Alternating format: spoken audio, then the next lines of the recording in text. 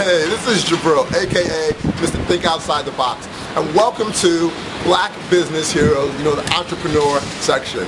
And we know about our Jay-Z's already, our P. Diddy's, and all those people. And I do think their stories are very inspiring, and we've heard about them a lot. But I wanted to highlight in this video the people we don't hear about as much.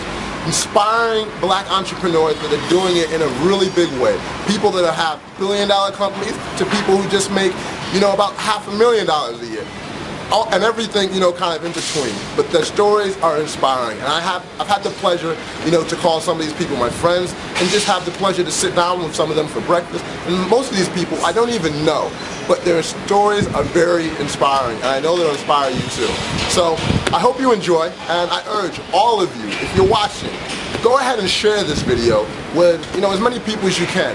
I know you share like a lot of those crazy videos that probably don't put black people in a better light, all those crazy reality show clips and everything like that. So that's it. I hope you enjoy this video. Take care and enjoy. Okay, welcome to Black Entrepreneurs Part 2. And first up, we have Mr. Taylor. Wow, I can't say enough about this guy. At 12 years old, he started building video games because his mother told him, hey, we don't have enough money for all these video games that you want to buy. So why don't you build your own video games? So he went out and did that, and he started hustling these games at the school for $10 a pop, and he made like $1,000 doing it. They sold like 100 copies. And so next up, at 17, he had Gopher. This is a job search application. So 17-year-olds with no experience and whatnot, it's hard for them to get jobs. So he built a special website just for them. And this website ended up selling for over $3.4 million. So at 17, he became a millionaire. And at 23, he became the youngest CEO ever, African-American ever, of a public traded company. Go Google this guy's story. This guy's all over the web. You can find out a bunch about him. Absolutely amazing, amazing story. And then next up, we have Mr. Primo III. Let's talk about a power guy. He's in Capri Capital Management, focused in real estate, and he manages over $5 billion, okay? And his net worth is over $300 million, according to Forbes. So, talking about power guy, and this guy gives back a lot to his community also. I mean, I can't say enough about him. And also, I did skip over Ephren. He gives back a lot. I've seen it firsthand. And so, yeah, so Mr. Primo, absolutely amazing gentleman. And then Don, Mr. Peebles. He came from a very humble background, single teenage mother, working class mother, and he's a real estate entrepreneur. I mean, I call him a real estate mogul. I mean, this guy knows what he's doing, and he has a net worth over $350 million, according to Forbes, and he gives back a lot to his community also. Google the kind of work this guy's doing in the community. Absolutely amazing. And then we have Mr. Russell. This guy, really, I could call him a legend. Nothing short of legendary in his history. He's in real estate construction, and he played a big part in the civil rights movement. He was walking right with Martin Luther King and had a big part in, the civil rights movement. And his father taught him a lot about, real estate, investing, and, all the things. Like I said, parents have a big influence on how you grow up. And I can't stress enough, parents, if you really put time and effort into your children, this investment will pay off. It's not about buying them Jordans or the newest clothes all the time. It's about teaching them things that are going to stay with them, manners, life lessons that are going to stay with them. So, don't let TV and all these things guide them. Be the main influence in your child's life, and see it pay off big. And as you can see, a lot of these people had amazing parents, and some people, just was so strong they fought even without amazing parents. And but it's shown statistically in history, when you have good parents that really show you the way, you normally end up in a better place. So there we go. Let me give this man shine back to Mr. Russell real quick. And he bought his first parcel of land at 16. So he was in his entrepreneur days pretty early. And Mr. Griggs, wow, I can't say enough about this guy. He had a pretty rough childhood, from very, very humble beginnings. And at 9 years old, a birth idea came. So go check it out. And it was at church he got this idea on how to start making money, and he started making quite a bit of money.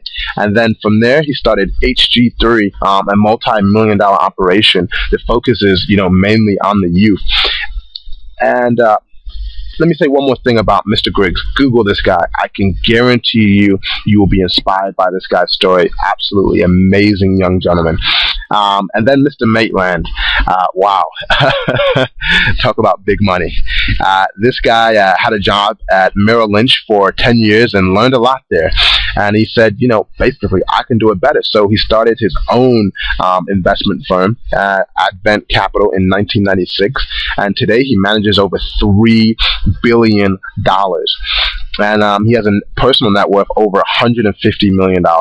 This guy has an inspiring story, and he gives a lot back to the community. I can't say enough about this guy. Some common thread between all of these people: they work very hard, and they give back a lot to their community. And let me say, Oprah ain't got on Mr. Dangote. Man, this guy's story, he's born in Nigeria, and he's a Nigerian businessman. And he started his business from an investment from his uncle, and he deals mainly in natural resources and the stock market. And now he's the richest black man in the world, on paper. So, Oprah is about $4 billion or something, 3 or 4 billion. When you're talking about real money, this is super dumb retarded.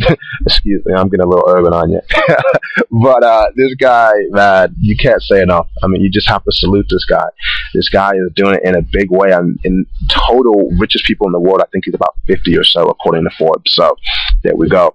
Oprah is not the richest black person in the world like most people think. And there's actually quite a few black people in the world, quite a bit wealthier than Oprah. Just do your research. And like I said, natural resources and stock market.